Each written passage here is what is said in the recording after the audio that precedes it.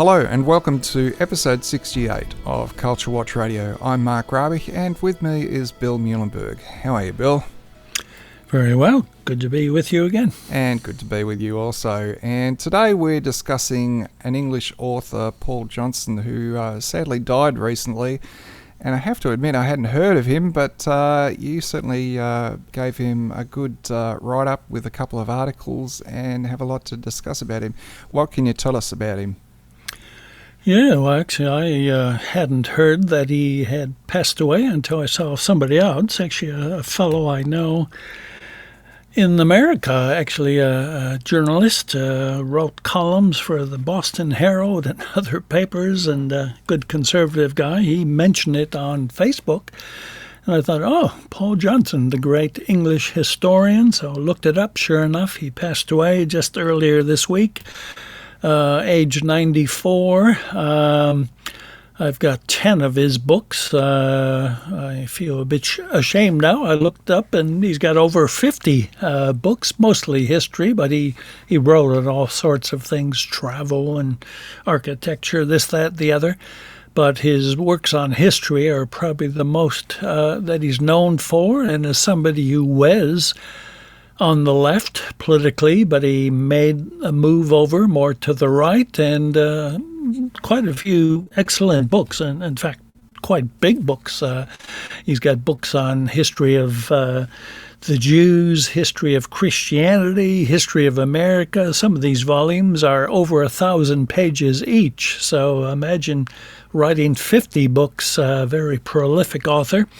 So yeah, I pulled out my 10 books of his that I had and did the first article, a bit of a, sad to hear Paul was passing away. So I did a quote from each of the 10 books, and then in the second piece I looked at one book in particular. So yeah, some of our listeners should be interested, either enough to pull off their Johnson books from the shelves, blow off the dust and reread, or for those who haven't yet gotten into them, well worth becoming aware of this great writer.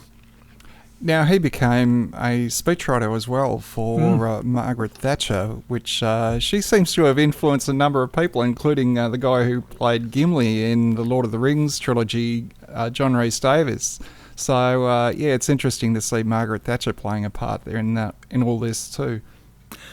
Yeah, quite right. She had an influence, and by then Johnson was well and truly in the conservative camp, so he had written a number of important works before Thatcher made it to the top job. So, they ended up being good buddies, and it's interesting. Raised in a Catholic home, went to Oxford, as many of these guys did, had a career, or at least a shorter career in the army, but then, the rest of his life, basically a journalist, historian, as you said, speechwriter for Thatcher and others. So, he lived a busy life, and again, when you can write 1,000-page history of one topic, move on to another 1,000-page history, I'm just thinking how these guys can do it. Either you must have a great memory, or you got, a little cards laying. In fact, I got a picture of him where he's got all these little, 3x5 cards laying on the floor. Must be quotes or something he picked up. And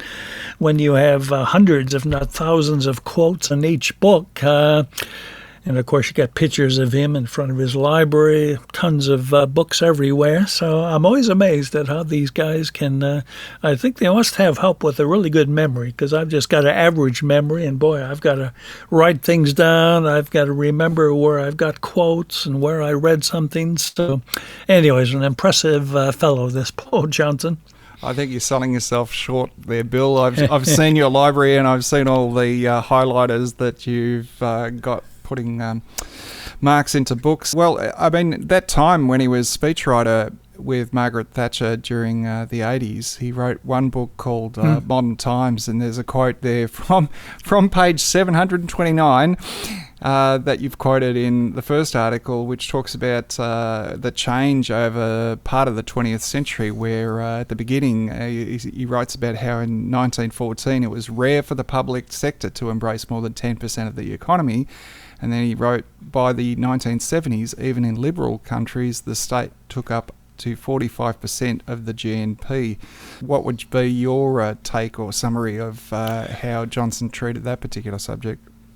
Yeah, well, the 10 quotes I feature in that first piece, they all give you a pretty good idea of where he's coming from. And, well, as a conservative, there's some common themes you always get. One is a concern about statism, that the government's getting far too big, it's taking over far too many functions that used to be performed by others, or smaller groups, voluntary societies, churches, you name it. The more the government grows, the less the individual has room to grow. In fact, the bigger the state, the smaller the citizen. So yeah, that quote there on the how much of the economy is taken over by the state, that's one indication of his conservatism.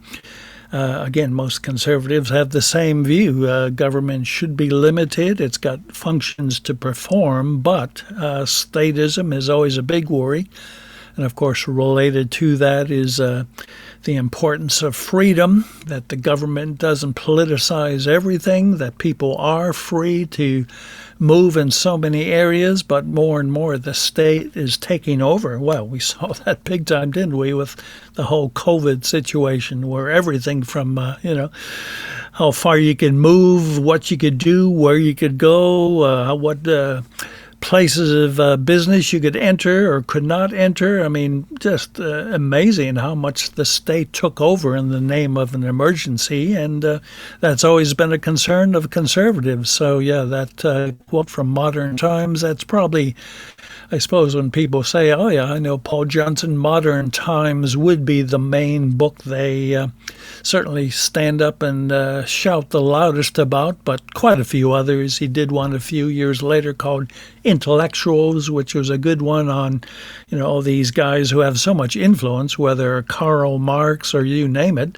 may have had ideas that had a lot of influence, but often their lives left a lot to be desired. You wouldn't really want them to be your next door neighbor. So he was good at not just fleshing out bad ideas, but often kind of bad people. And bad ideas can have bad consequences. So yeah, his writings certainly make all that clear. In the second of the articles, you talk about specifically in his book, Enemies of Society, he's got the last chapter that's called A New Deuteronomy, and you quote extensively from what he has to write. He's basically got his own version of, not his own version of the Ten Commandments. I'd say he's sort of concentrating more on government principles, I guess. I want to zone in on the eighth one, which really spoke to me, which he talks about being beware of those who seek to win an argument at the expense of language. And certainly the explanation, this part resonated to me, where he says, a man who deliberately inflicts violence on the language will almost certainly inflict violence on human beings if he acquires the power. And I thought that was quite profound. What have you got to say about that? Yeah, well, it's, as you say, this is his chapter, the last chapter of the book, Enemies of Society, which he actually wrote before Modern Times. As you say, it's kind of a takeoff on the old Ten Commandments. He makes it clear he's certainly not replacing the originals, They got divine inspiration. He doesn't. But he said this is kind of a new, updated look at how social and political issues, what he calls 10 pillars of our civilization. So yes, that eighth commandment or principle was quite important indeed, and we see it happening all the time. The social engineers always seek to change language before they can change society. In fact, verbal engineering is always something that precedes social engineering. And in fact, there was I think a German poet perhaps almost 100 years ago now, who warned that when the government can start burning books one day, and which, of course, obviously the Germans did last century, well, he said soon enough they'll start burning people. So Johnson may have had that same kind of, probably had read that quote already as well, but the same thing, when we can play games with language, when we can twist words, and, well, we don't have to go far today, do we? Oh, I identify as a woman, so I'm going to grow my hair, put on a dress, and now all of a sudden I'm female.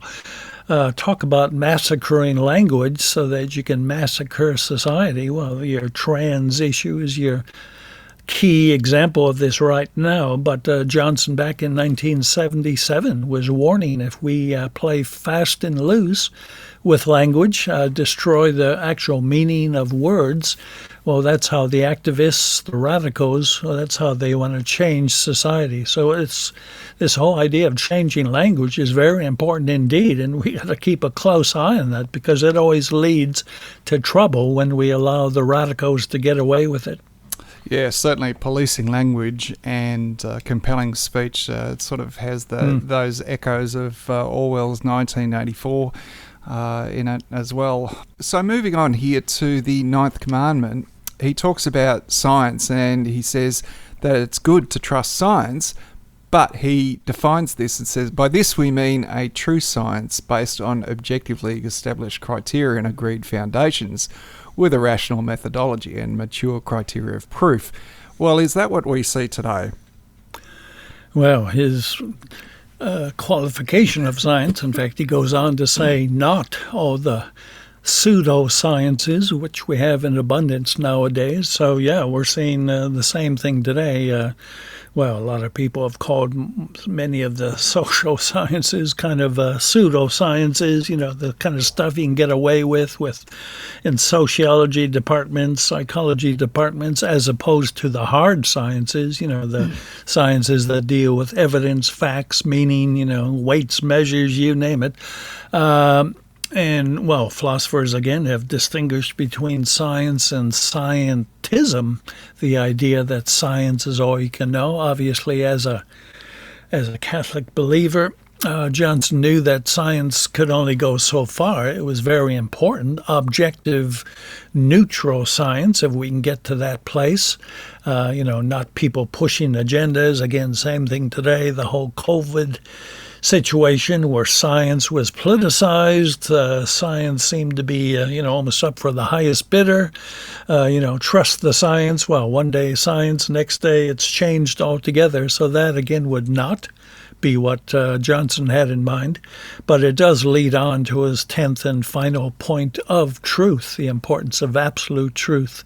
That we have to follow truth. We can't allow relativism and all the isms of our modern culture to get away with the fact that there not only are moral absolutes, there are truths about life that we have to get right. So taken together, these 10 points, I think are indeed a kind of a welcome addition, not a replacement of the original 10 Commandments, but a good way, as he says, to help keep the enemies of society at bay. And we always have radicals, we always have revolutionaries who do want to radically change society, whether it was the old Marxists. Today we have the critical theory crowd and so many others, cultural Marxists.